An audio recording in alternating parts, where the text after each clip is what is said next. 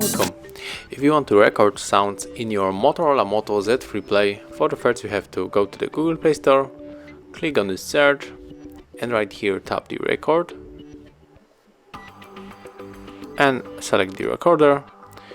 Tap on the Voice Recorder Pro, tap on the install.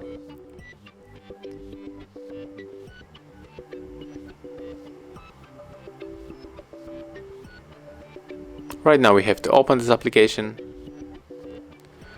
Click on the allow, and when you want to start the the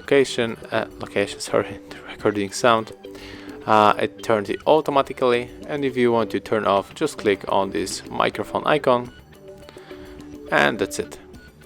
Thank you for watching, leave thumbs ups, comment and subscribe to our channel.